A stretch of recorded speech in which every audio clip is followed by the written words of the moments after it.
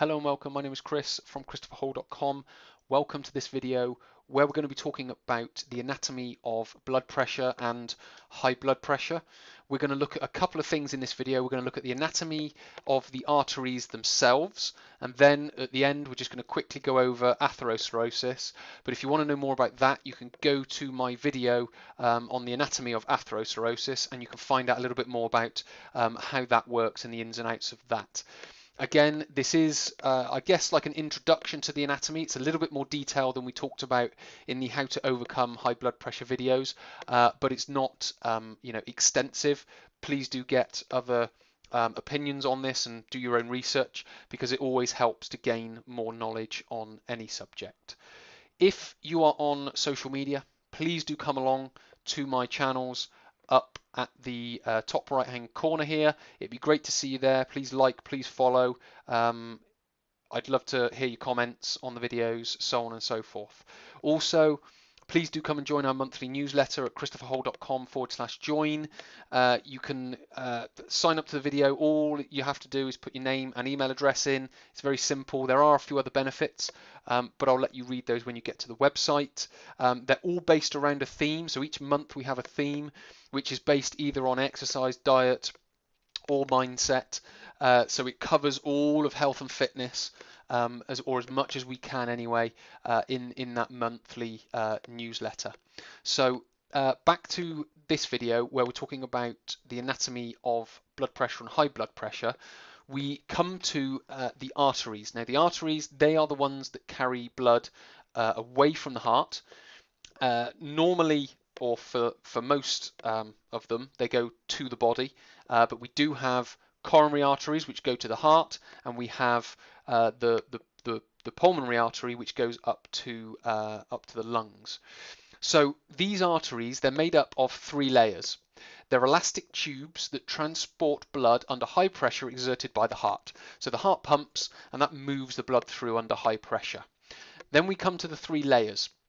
And you can just about make out on this diagram over here, the most sort of internal layer is the tunica intima, which is these bits in here. You can see tunica intima, these in here.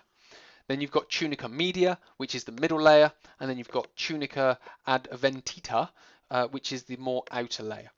The middle layer, or the internal layer, the intima, is elastic fibers and connective tissues. Now the elastic fibers are there to be able to expand and contract, to be able to get bigger and to be able to get smaller. When we come to the media layer, which is the middle layer, that's where we then find the smooth muscle. So it's the smooth muscle that actually does the contraction and the expansion. And the elastic fibers are just there to be able to sort of allow that to happen at that layer, in the most internal layer, the intima. Then the outer layer, the adventita, is the collagen fibers for support. So they, in a sense, hold the artery together and keep all the layers where we need them, so the smooth muscle can contract and relax without just completely dispersing throughout the rest of your body. So you can start to see how they are put together. Now, where I did mention the arteries can get bigger and they can get smaller. So when you exercise, your blood pressure automatically goes up. When you're stressed, your blood pressure automatically goes up, because that's a process of the body. It's called vasodilation, and it's where the blood gets pumped out to the muscles, so those arteries expand to allow more blood to go through. And as the blood's pumping more, that blood pressure will increase. Now the problem comes when we start talking about atherosclerosis, which is where, if you watch my cholesterol videos, you'll understand what LDLs are, but they're the low density lipoproteins, or so-called bad cholesterol, but they accumulate. So if we look at this picture down here, you'll see you've got an open one where 100% is open and you can get all the blood through. So obviously that is going to have a lesser of a blood pressure. But if we go to 40% blocked, we're still trying to get the same amount of blood through that smaller tube. Therefore, blood pressure is going to go up. And then finally, if we come onto this 95% blocked, again, we've got the same amount of blood trying to get through an even smaller hole. and again, the blood pressure is going to go up. So if you've ever been hosing in the garden with a water hose and you've put your thumb over the end and you watch how the water changes its dynamic, if you cover over most of the hole, it becomes very concentrated and very forceful water. That would be high pressure. As you take your thumb away, the water just sort of dribbles out the end, and that would be known as low pressure.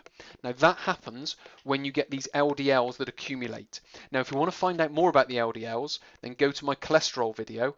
If you want to find out more about atherosclerosis, go to my atherosclerosis videos. You should be able to find them on my channel. So you can go on there and find out more about those.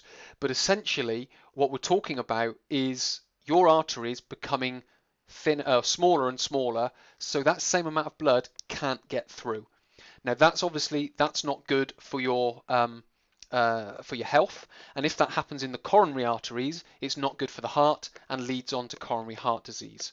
And that's the one that we need to mostly focus on if we're talking about obesity, overweight, and ill health. So hopefully this video has been helpful and it's given you a little bit more of an idea on blood pressure and how it is sort of associated with various other forms of illness. Again, as I mentioned at the start, please come along to my social channels, like and follow, it'd be great to see you. And please do come along, sign up to the newsletter where we talk everything health and fitness. Please come along to christopherhall.com/join, put in your name and email address. It will be great to see you there. So many thanks for watching. My name is Chris from christopherhall.com. I'll speak to you in a future video.